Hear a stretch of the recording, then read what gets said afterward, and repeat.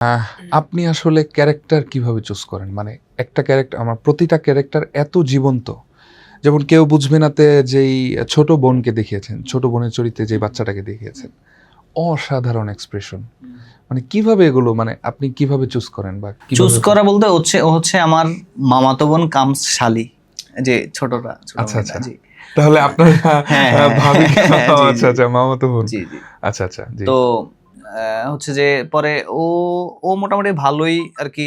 ও আমাদের আগের কিছু ভিডিও তো ওর এক্সপ্রেশনটা ছোটবেলায় দেখা যায় না? ফ্যামিলিতে কেউ যদি থাকে ওরকম বোঝা যায়। তো ওরে আমি আগের দিনে ২ দিন আগে বলে দিছি।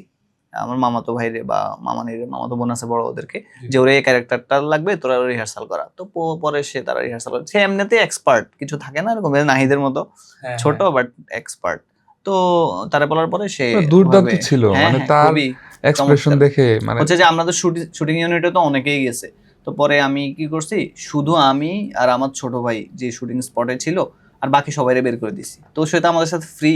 আমরা যেভাবে এক্সপ্রেশন দিতে বলছি সে সেভাবে দিছে, হয়ে গেছে। সে কি আসলে রিয়েলি কান্না করেছিল না, নাকি? এটা গ্লিসারিন ছিল আরকি। আচ্ছা, আচ্ছা। হ্যাঁ, কিন্তু মানে একদম রিয়েলি মনে হয়েছে তার এক্সপ্রেশনে মনে একদম, হয়েছে যে একদম, হ্যাঁ, পারফেক্ট ছিল। জি।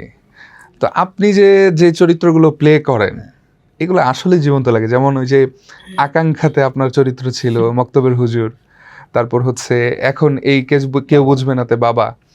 মানে এগুলো প্লে করার সময় আপনার মাথায় কি থাকে? মানে আপনি কি চিন্তা আমরা থাকে? সর্বপ্রথম যে জিনিস মাথায় আনি সেটা হচ্ছে কস্টিউমস এর ব্যাপারে। আমরা একদম খুবই সিরিয়াস যে কস্টিউমে যখন আপনি লুকে চলে আসবেন, তখন আপনার আলহামদুলিল্লাহ আমাদের এক্সপ্রেশন তো মোটামুটি আছেই।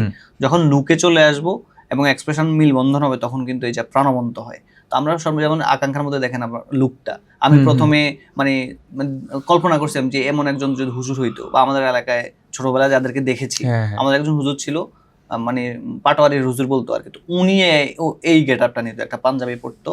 আপনি দেখছেন আমি ওই সাইকেল চালাইতে হ্যাঁ, পাঞ্জাবি হ্যাঁ। বানছি। উনি সবসময় এই লুকে যাইতো। তো তখন আমার মাথায় এটা আসছিল, এবং টুপি যেটা পরছিলাম সেটাও এরকম মক্তবের হুজুররা পরতো। হ্যাঁ, এবং হ্যাঁ। উপরে একটা ইয়ে ছিল। এবং খুব সহজ সরল মানে একদম, হ্যাঁ। লাস্ট যে সিনটা মানে হ্যাঁ, নাহিদকে হ্যাঁ। দেখার পরে মানে সাইকেল রেখে আপনি হুম, হুম, মানে হুম। সামনে এগিয়ে গেলেন। পরে হুম, মনে হুম। হলো যে না সাইকেলটাও সাইকেল নিতে হবে। তো এই যে ব্যাপারগুলো এগুলো খুব দারুণ লেগেছে।